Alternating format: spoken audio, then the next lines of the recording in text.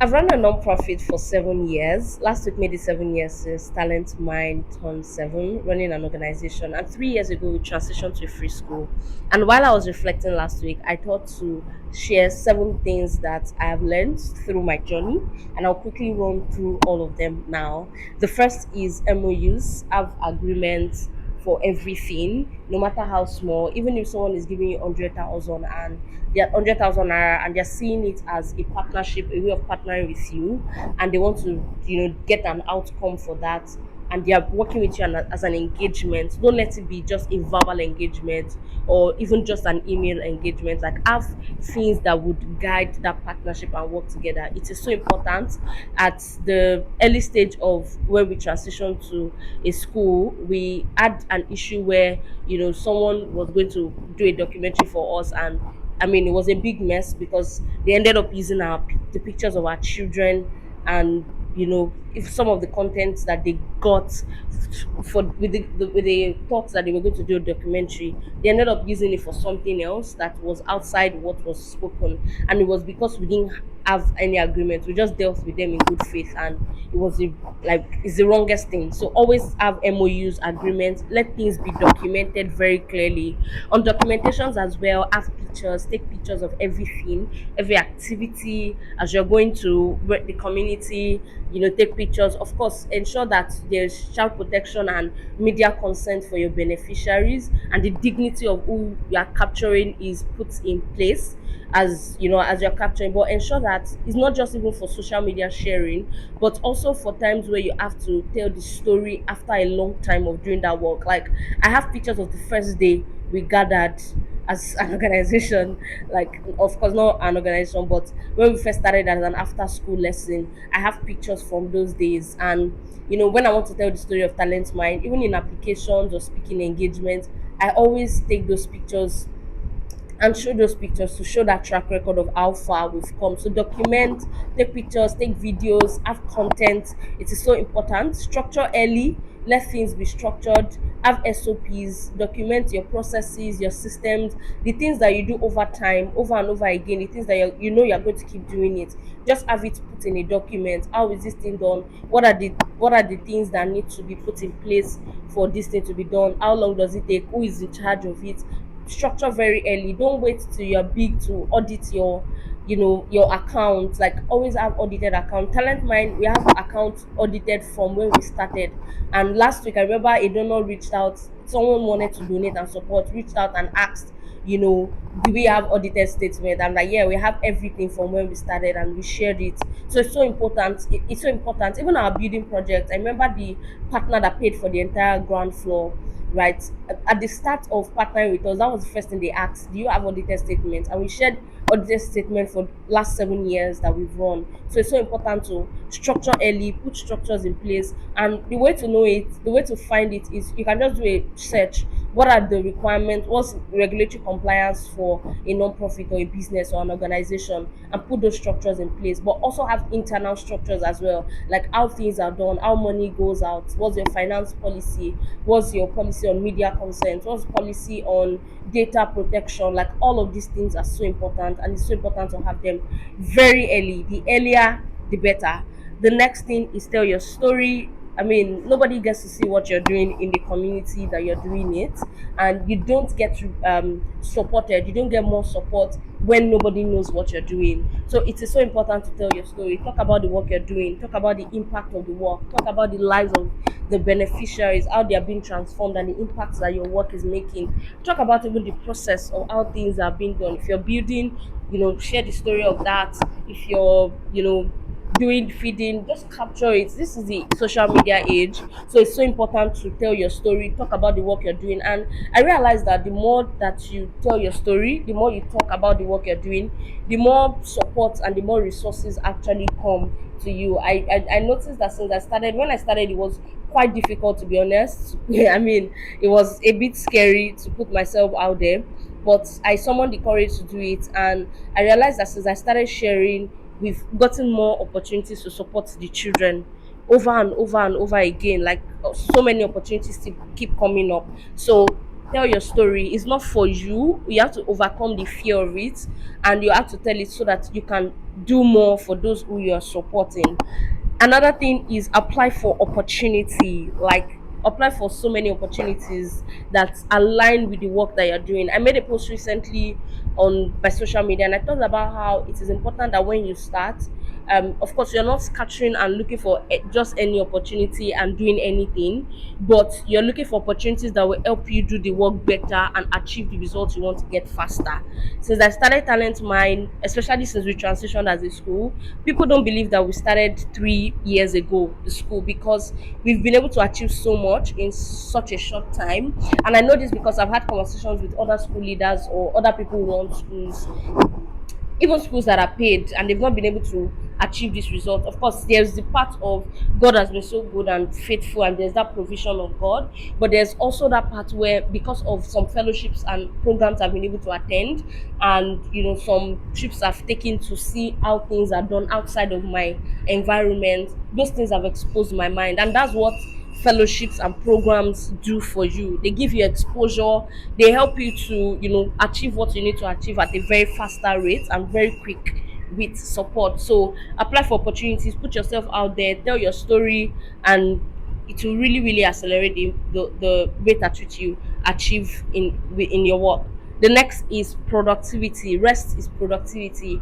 And this was something that I learned after I burnt out.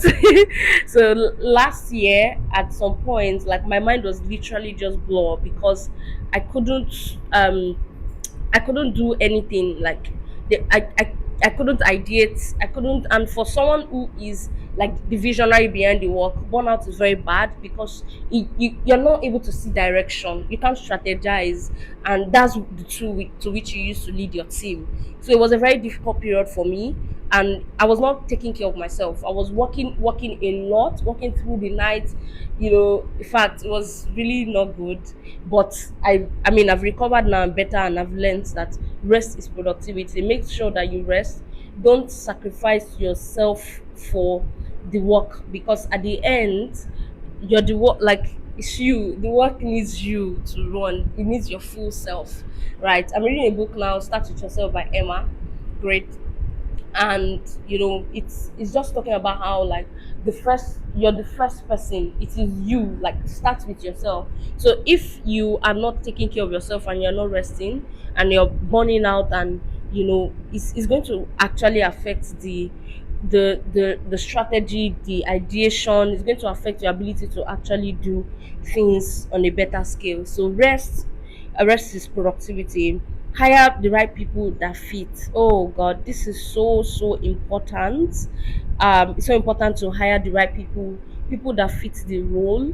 Don't hire based on sentiments. And even when you hire, if you feel like this person is not the best fit, just don't be sentimental at all. Just let them go. I was in Kenya in March, and we had a meeting with someone who had run like an organization for a long time, I think 20 years.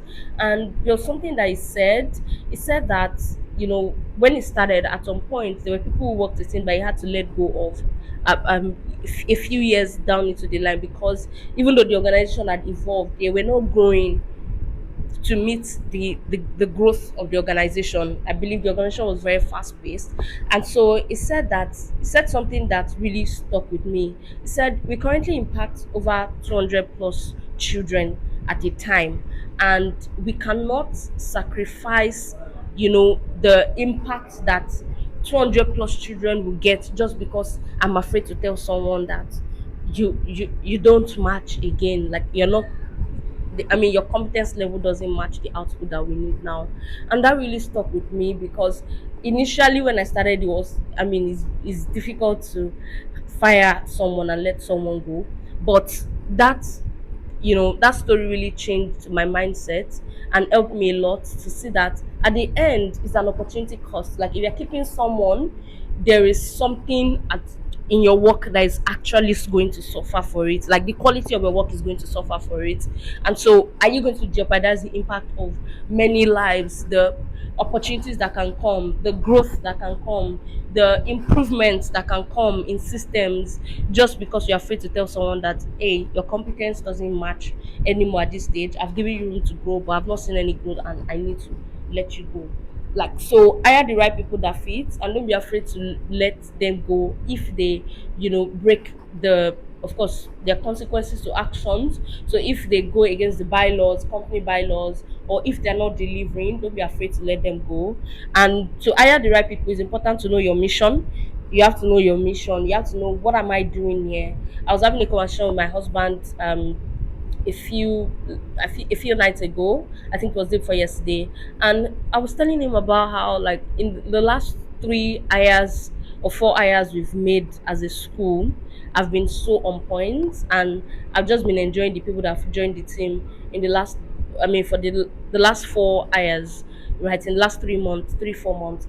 And I was just very excited about it.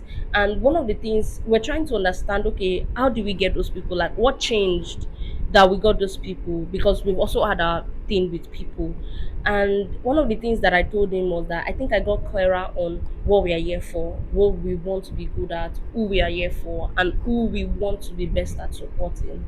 And based on that, we've now designed like a hiring system that helps us to attract those people, but also helps us to know them, like what kind of testing need to be done, what kind of things do we need to do, what kind of questions do we need to ask an interview for, what kind of application tax do we need to give so that we can get those people, what do we see, like how do we create an entire hiring system that helps us get these people. And the fact that we actually stayed very granular on, this is what we are doing, this is what we want to achieve, it has helped us to get those people into the team.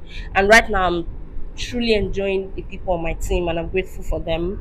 I've talked about firing the wrong people and never sacrifice culture. So all this is within the last point of hire the right people that fit.